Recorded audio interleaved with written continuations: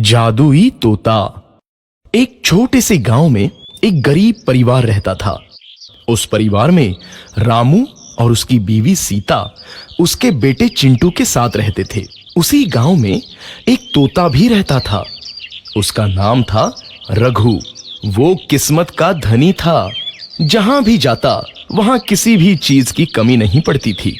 एक दिन रघु उड़ते उड़ते उस गरीब परिवार के घर गया।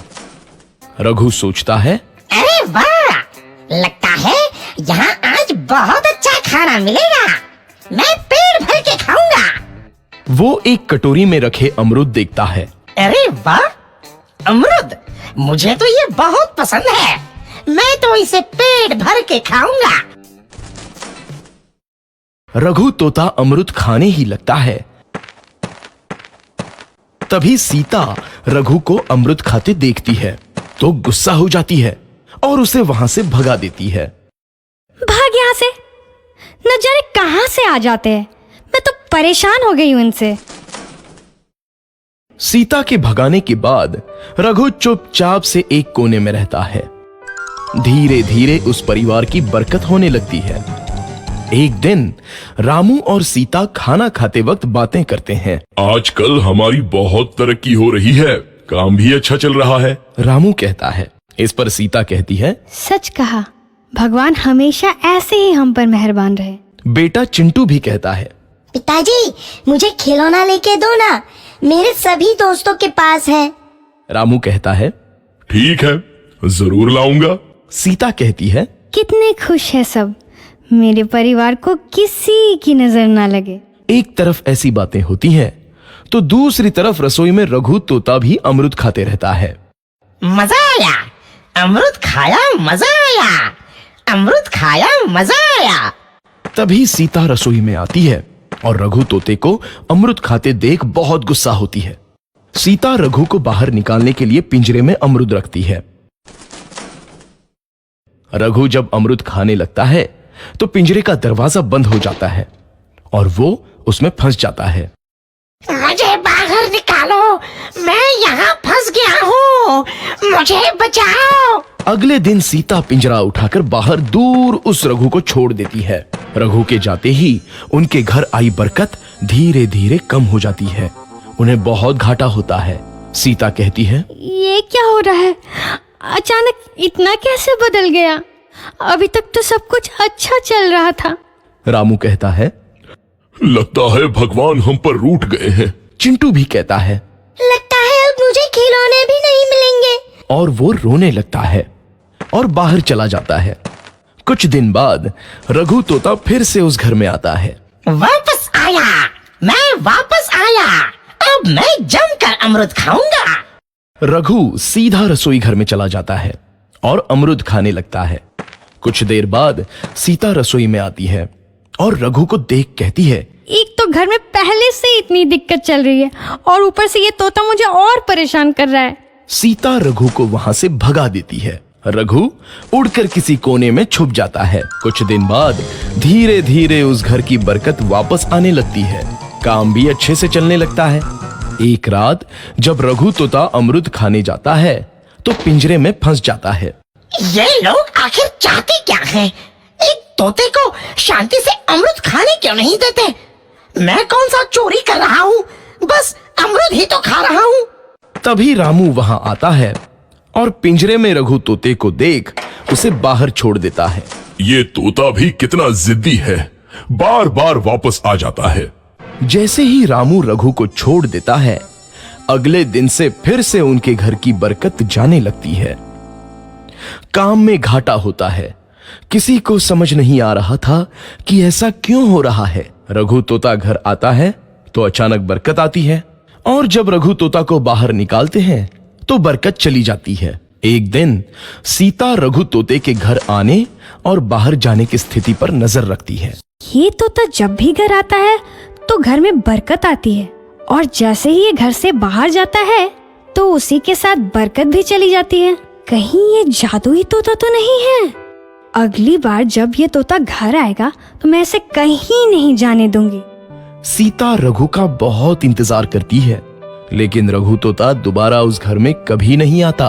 ना होगा, और अगर सब मिलकर कोशिश करें तो रास्ता निकल सकता है। राजू के चेहरे पर एक उम्मीद की किरण जागती है। हाँ बाबा जी, अगर सब मिलकर काम करें तो हम पानी ढूंढ सकते हैं। हमने पहले कभी ये कोशिश ही नहीं की। लेकिन इतनी कठिन जमीन में नया कुआं खोदना आसान नहीं। मुश्किल जरूर है, नामुमकिन नहीं। अगर हम मिलकर काम करें तो ये हो सकता है। राजू खड़ा हो जाता है, उसकी आंखों में एक नई रोशनी है।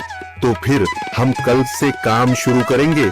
मैं गांव के सभी युवाओं को इकट्ठा करूंगा, हम मिलकर नया कुआं खोदेंगे। यह कहते हुए वह शामू के साथ गांव के दूसरे युवाओं को बुलाने के लिए निकल पड़ता है। कहीं दूर से गरज की हल्की सी आवाज आती है, जैसे आकाश ने उनकी उम्मीदों की गवाही दे दी हो।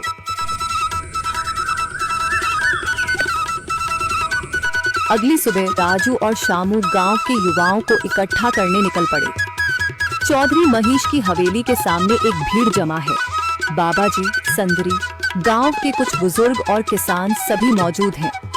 हम हाथ पर हाथ रखकर नहीं बैठ सकते। अगर अल्लाह ने हमें हिम्मत दी है तो हमें खुद पानी के लिए मेहनत करनी होगी। हम एक नया कुआं खोदेंगे। लेकिन राजू, क्या हमें यकीन है कि वहाँ पानी मिलेगा? बेटा, पानी जमीन के अंदर होता है, बस सही जगह खोदने की जरूरत है।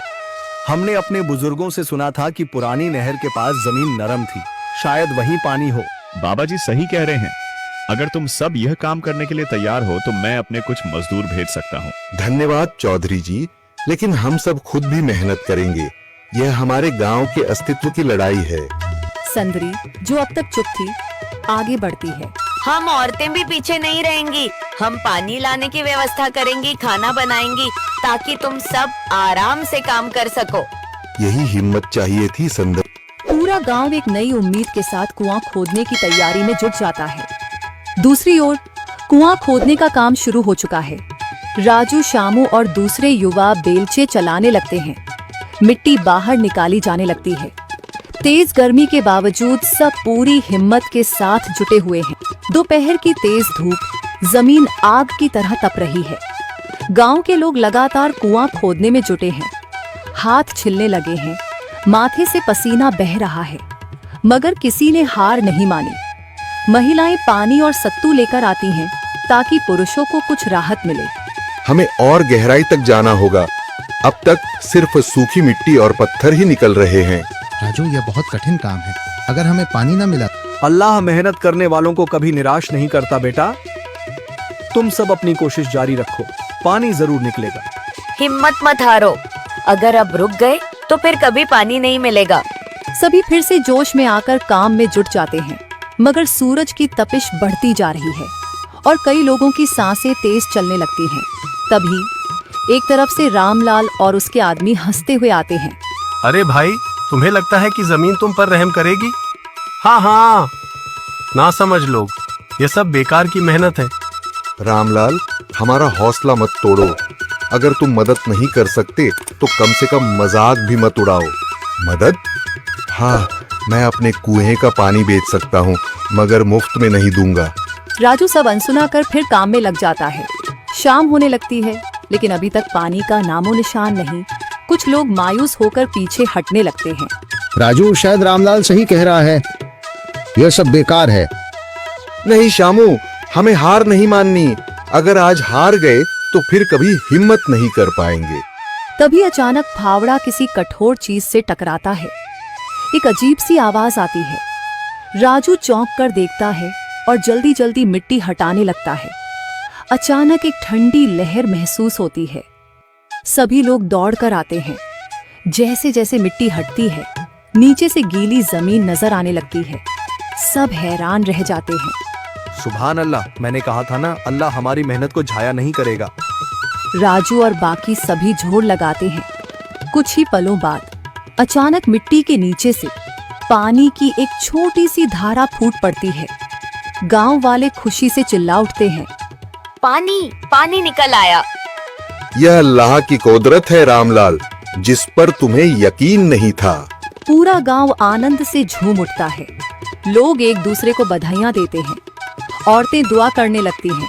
कुछ दिन बीत चुके हैं। गांव वाले नए कुएं से पानी भर रहे हैं, खेतों को सींच रहे हैं और जिंदगी फिर से पटरी पर लौट रही है।